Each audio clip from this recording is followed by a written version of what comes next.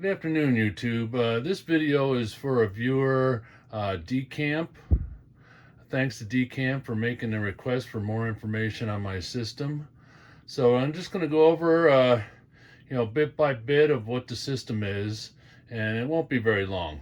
We'll start out with the batteries.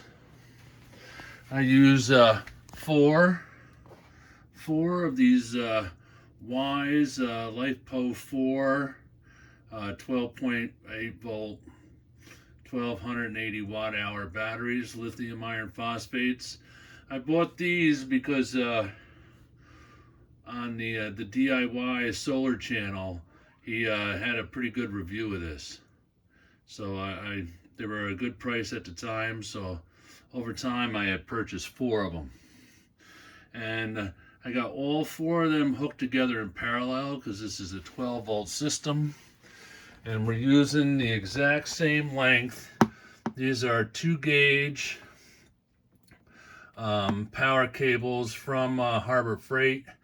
They're 6 foot apiece. That way you can see I can pull the batteries out and service them if I need to. They hook in to these two bus bars here. We got the red bus bar and the black bus bar, and you can see all the four cables coming in. And it's very important that you make sure your cables are all the exact same length. And these are those, like I said, the Harbor Freight 6 foot 2-gauge cables. From the red bus bar, I got two gauges in order to handle all that current, because the cross section actually of these two gauges pretty much equals a 4-aught cable.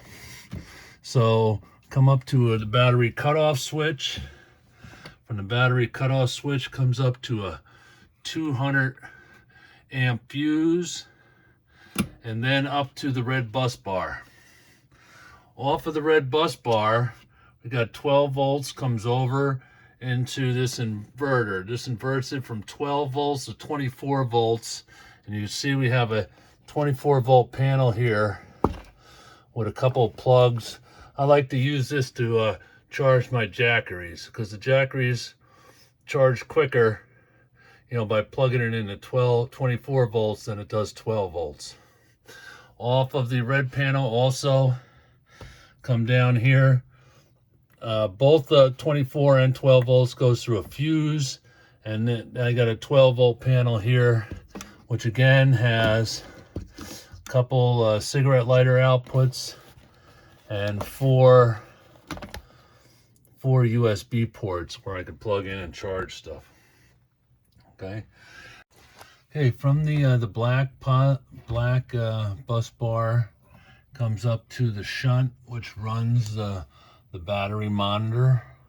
From the shunt, it goes to the negative terminal board, and from there it has comes up, and along with the red has two twin 4-gauge cables that come up and go down into this Renogy 2000 watt pure sine wave converter. These are the cables that came with it.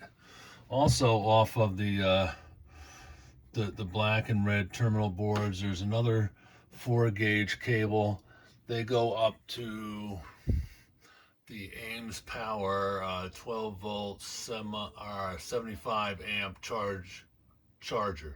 So that'll be used when there's not enough sun for a couple days and the battery gets low. You can hook this to a generator and charge the battery. Okay, as far as solar, I have the Renogy 40 amp charge controller.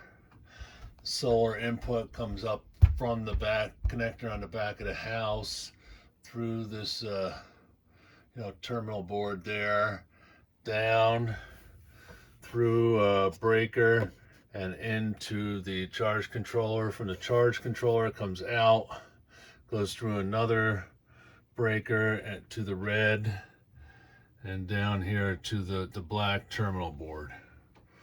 Okay, let's take a look outside. All right, here we are at the back of the house. Back here behind this giant hosta is where the cable plugs in, and it comes right along here and it's made up of three 20-foot SAE extension cables, and where they're connected together I have this weatherproofing clamshell. They sell them at Home Depot during Christmas for connecting extension cords together.